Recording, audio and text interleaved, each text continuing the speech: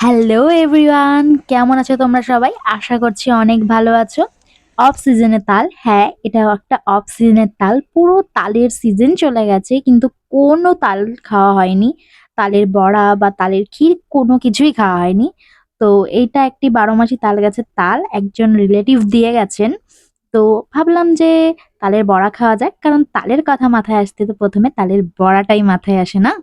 তাই ফার্স্টে মা তালের খোসাটাকে ভালো করে ছাড়িয়ে নিচ্ছে, আর ছাড়িয়ে নেওয়ার পরে এই আঠিগুলোকে আলাদা করে নেওয়া হবে।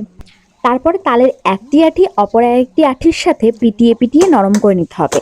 এমন করে ভালো করে পিটিয়ে নরম করে না নিলে কিন্তু তালের পাল্পটা ঠিক মতন বেরোবে না। বেশ অনেকক্ষণ ধরে পিটিয়ে নরম করে নেওয়ার পরে তারপরে দিতে হবে জল। জলটা দিয়ে ভালো করে এগুলোকে মেখে নিতে হবে।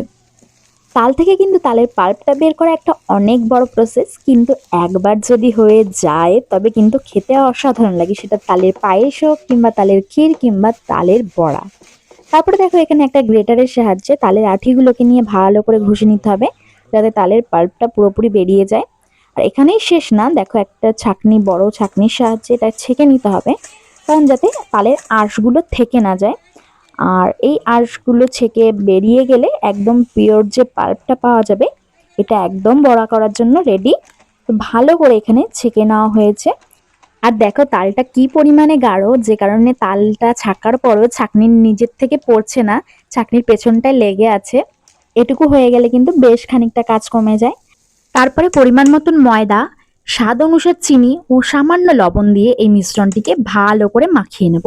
অনেকে আবার এখানে নারকেল কোড়া, গুঁড়ো দুধ আরো অনেক কিছু ব্যবহার করে থাকে, কিন্তু আমার পার্সোনালি সেসব কিছু পছন্দ না। আমার একটু সিম্পল খেতে পছন্দ হয়, তাই জন্য আমি আর কিছু ব্যবহার করিনি। আর পরে একটু পরিমাণ সুজি দিয়েছিলাম, ও ময়দার পরিমাণটা একটু কম হয়ে গেছিল তাই ময়দা দিয়েছিলাম। ময়দা দিয়ে ভালো করে মেখে নিলাম। আর ভালো করে মাখা হয়ে গেলে এই মিশ্রণটিকে 30 মিনিটের জন্য রাখবো রেস্টে। মিশ্রণটি ভালো মতন ফেটিয়ে 30 মিনিট মতন রেস্টে রাখার কারণ হচ্ছে এর মধ্যেকার চিনিটা যাতে ভালো করে গলে যায় ও স্বাদটা যেন ভালো হয়। দেখো এখানে কতটা ফুলে উঠেছে মিশ্রণটা।